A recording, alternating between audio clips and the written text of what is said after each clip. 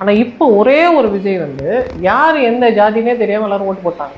நிறைய பெண்கள் வெற்றி அடைந்திருக்கிறாங்க, ஏழைகள் எளியவர்கள் ஆட்டோ ஓட்டுறாங்க, எவ்வளோ பேர் அவங்க வாழ்க்கையில் இது மாதிரி ஒரு சந்தர்ப்பம் அவங்களுக்கு கிடைச்சே இருந்திருக்காரு. ஆனால் அந்த சந்தர்ப்பத்தை ஜோசப் விஜய் என்கிற ஒரு கிறிஸ்டியன் ஏற்படுத்தி கொடுத்துருக்கிறாரு. மக்கள் அவர் கிறிஸ்டியனா முஸ்லீம் அதெல்லாம் பார்க்க, அவர் முஸ்லீமாக இருந்தால் கூட ஓட்டு போட்டிருப்பாங்க. அவங்க என்ன நினைக்கிறாங்க, 2 பிராமணர்களும் ஜெயிச்சிருக்காங்க. ஆமாம், 2 பிராமணர்களும் ஜெயிச்சிருக்காங்க. ஸோ அப்போ மக்கள் என்ன நினைக்கிறாங்கன்னா, எங்களுக்காக நீ ஒன்று அர்ப்பணிச்சிட்டியா, நீ எவ்வளவோ விட்டு கொடுத்துட்டு எங்களுக்காக வந்திருக்கிறியா, நாங்கள் உனக்காக பேக்கப் பண்ணிக்கிறோம், நீ எங்களுக்காக இவ்வளோ செய்தியா, நான் உங்களுக்காக இவ்வளோ செய்வேன்னு டிரான்சாக்ஷனில் தான் பார்க்குறாங்க.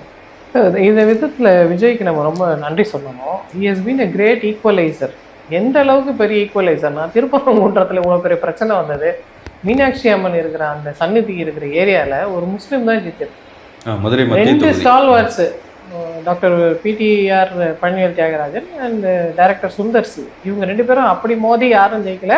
கட்சியில் எங்களேனோ வந்த ஒரு பத்ருதீன், மதுரையும் பதில மக்கள் என்ன சொல்கிறாங்க, நீங்கள் அவனா இருந்துப்போ, எங்களுக்கு சரியாக ஆட்சி செய்தால் போதும், இஸ்லாமியராக இருந்தால் கூட பரவாயில்ல அப்படின்னு அவங்க தேர்ந்தெடுக்கிறாங்கன்னா, அங்கே தான் நிற்கிறாங்க தமிழ் மக்கள். நாங்கள் யாதும் ஊரே யாவரும் கேளீர் சொன்னவங்க, எங்களேருந்து யார் வந்தாலும் சிறந்த கருத்துக்கள் இருந்தால் நாங்கள் ஏற்றுப்போம், அவங்க மதம் இனம் மொழி எல்லாம் எங்களுக்கு முக்கியம் இல்லை, எங்களுக்கு வேலை செய்ய நல்ல ஆட்கள் கிடைச்சா நாங்கள் அவங்கள பயன்படுத்திப்போம்.